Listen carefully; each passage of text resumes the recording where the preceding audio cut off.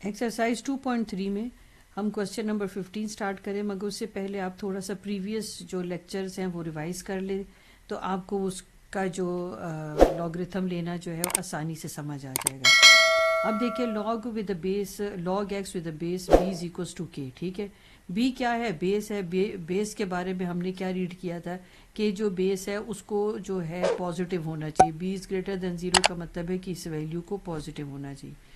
Base को कभी 1 की इक्वल नहीं होना चाहिए और बेस को 0 की इक्वल भी नहीं होना चाहिए। आर्ग्यूमेंट क्या था? जो एक्स वैल्यू जिसका आप लॉग लेते हैं उसको आप आर्ग्यूमेंट्स कहते हैं। अच्छा, जो आर्ग्यूमेंट है उसको भी 0 से ग्रेटर होना चाहिए, यानी कि उस वैल्यू को नेगेटिव नहीं होना चाहिए, उसको पॉजिटिव होना चाहिए और उसको 0 होना चाहिए। ठीक है, यानी ये जो थी कंडीशन आपको दी गई थी, यानी कि अगर जब आप इसकी डेफिनेशन में पढ़ते तो ये पॉइंट्स आप इसमें रीड कर चुके हैं। ठीक है, चलो देखते हैं कि अगर वो वैल्यू नेगेटिव हो जाएगी तो क्या होगा। ठीक है, चलो अब आप इसके लॉगरिथमिक फॉर्म से इसको आप एक्सपोनेंशियल फॉर्म में लिखे तो आपको आपके आंसर, जो क्वेश्चन का आंसर है वो मिल जाएगा। जो बेस में है वो 10 है, -10 है। जो आपके पास जिसका आंसर जो आपके पास आता है इक्वल के बाद वो पावर बन जाता है और लॉग के साथ जो वैल्यू है उसको आप इक्वल के बाद लिखते हैं। अब आप मुझे बताएं, -10 के ऊपर पावर y है। ठीक है, y की कुछ ऐसी वैल्यू लगाओ कि आपके पास 2 आ जाए। क्या ऐसा मुमकिन है? ऐसा मुमकिन नहीं है। ठीक है, हम ऐसी कोई y की वैल्यू नहीं निकाल सकते, लगा सकते, यानी कोई भी रियल नंबर आप लगा लो, कभी भी आपके पास उससे 2 नहीं आएगा। ठीक है, तो इसका मतलब है कि जो बेस की वैल्यू है पॉजिटिव होनी चाहिए, वो इसीलिए उन्होंने लिखी क्योंकि आप उसका जो है सोल्यूशन इस तरह से फंक्शन नहीं सॉल्व कर सकते। चलो, वो कहते हैं कि बेस की वैल्यू 1 नहीं होनी चाहिए, अगर 1 हो जाए तो क्या होगा? तो बेस में आपके पास 1 है तो आप एक्सपोनेंशियल फॉर्म लिखे। चले हम यहाँ लिख लेते हैं, 1 बेस में था, बेस मेरा इक्वल की उधर जो वैल्यू थी वो पावर बन गई और इक्वल के बाद जो है आपके पास वैल्यू 6 आ गई। 1 की कुछ ऐसी पावर लगा दें कि आपके पास 6 आ जाए। ठीक है, क्या कोई ऐसी पावर आप लगा सकते हैं? नहीं, ऐसी तो कोई पावर आप लगा ही नहीं सकते, ऐसा कोई वैल्यू ही नहीं है कि आप पावर में लगाएं तो आपके पास आंसर 6 आ जाए। तो इसका मतलब है कि बी जो है बेस है उसको 1 भी नहीं होना चाहिए। हाँ, अगर उसको 0 हो जाए तो फिर क्या होगा? तो अगर वो कहते हैं 0 भी नहीं होना चाहिए तो चलिए एक्सपोनेंशियल फॉर्म लिखे।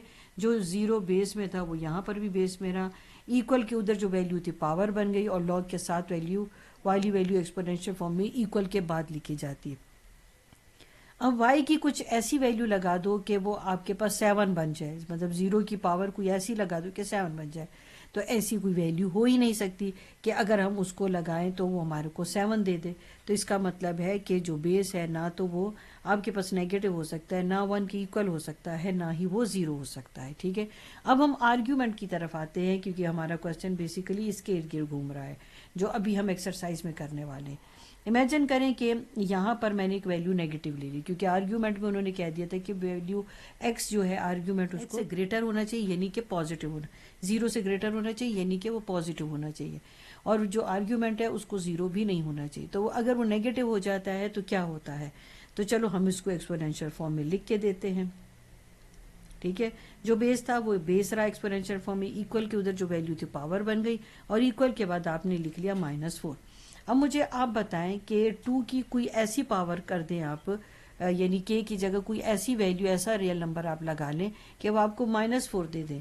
हाँ, वो आपको 4 तो दे देगा अगर आप इसकी वैल्यू 2 लगाएं, यानी कि 2 की पावर 2 लगाए तो वो आपको 4 तो दे देगा, 2 टाइम 4 तो दे देगा, मगर उसके साथ माइनस साइन नहीं आएगा। तो इसका मतलब है कि हम ऐसी वैल्यू जो नेगेटिव हो उसका लॉग हम नहीं ले सकते। ठीक है, उसको हम क्या कहते हैं? उसको हम अनडिफाइंड कहते हैं। क्या इसी तरह अगर वो कहते हैं कि 0 नहीं होना चाहिए, तो अगर 0 हो जाएगा तो क्या होगा? तो 2 की पावर आप x करें। ठीक है, 2 बेस में था, बेस में 2 ही रहा और इक्वल के उधर जो वैल्यू वो पावर बन जाती है और इक्वल के बाद जो लॉग के साथ लिखी वैल्यू वो लिखी जाती है। ठीक है, अब आप देखिए, मुझे आप बताएं कि 2 की पावर कुछ ऐसी आप कर दें कि वो 0 आ जाए। क्या ऐसी कोई पावर हो सकती है? ऐसी कोई वैल्यू हो ही नहीं सकती कि जो हम k की जगह सब्स्टिट्यूट करें और वो हमें 2 के साथ जो है मल्टीप्लाई होकर कहीं पर वो हमें 0 दे दे। जैसे हमने यहाँ पर 2 की पावर 2 की थी तो 2 टाइम 4 करके हमारे पास 4 आ गया था, मगर माइनस साइन हम ना ला सके। ठीक है, तो यहाँ पर भी कुछ कहानी इसी तरह से है। तो इसका मतलब है कि जो आर्ग्यूमेंट है ना तो उसको 0 होना चाहिए और ना ही उसको नेगेटिव होना चाहिए क्योंकि वो वैल्यू अनडिफाइन होगी। ठीक है, थोड़ी सी एक और मैं आपको रिवाइज करवा दूँ ताकि ये आपको और भी चीज़ क्लियर हो जाए, क्योंकि अब आप एक्सरसाइज कर चुके हैं तो एक आपके पास चीज़ रिकॉल हो जाएगी। अब अगर x यानी आर्ग्यूमेंट आपके पास 1 हो, 0, -1, -2 या 2 हो, तो हमारे पास क्या वो वैल्यू डिफाइन होती है कि अनडिफाइंड। ठीक है, अब मैंने आपको लॉगरिथमिक से एक्सपोनेंशियल फॉर्म में लिख के दिखा दिया। अब अगर 1 है तो मुझे आप बताएं, जैसे कि b है, मैं कोई भी रियल नंबर ले लूँ। ठीक है, चले मैं ले लेती हूँ 2।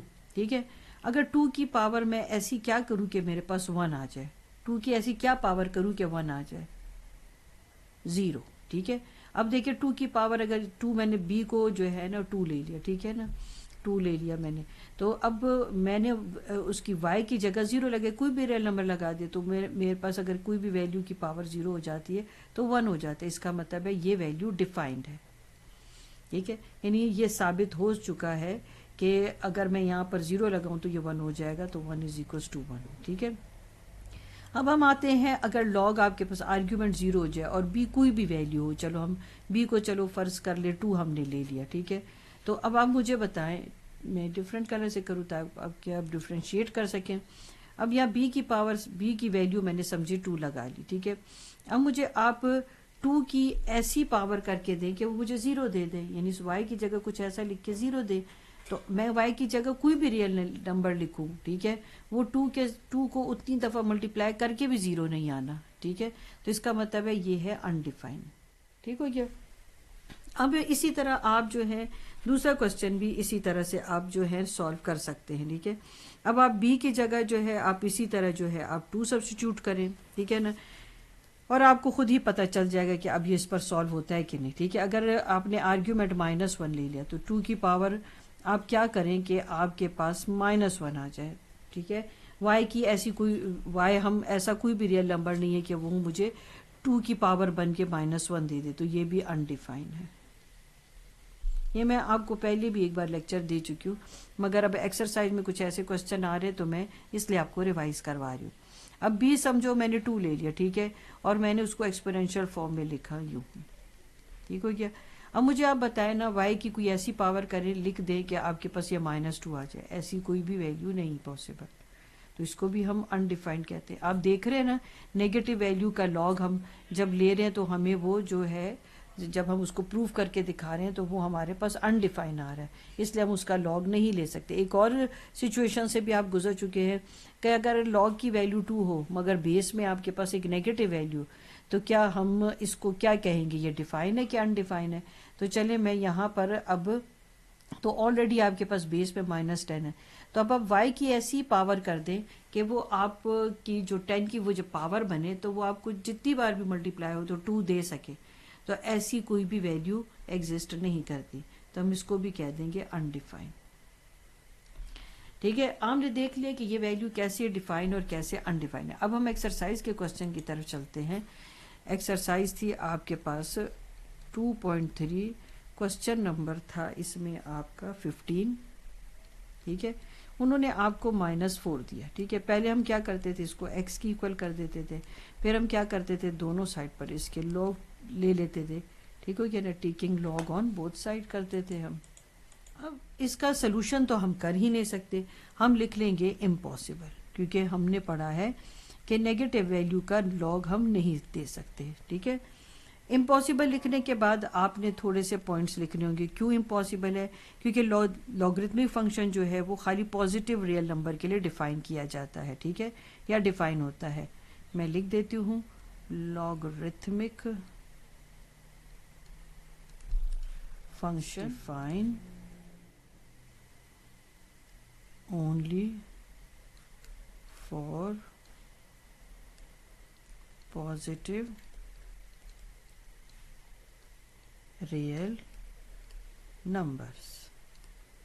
एक पॉइंट ये हो गया। Second point, logarithm of a negative number is undefined, ये हम प्रूव कर चुके हैं। Logarithm of negative number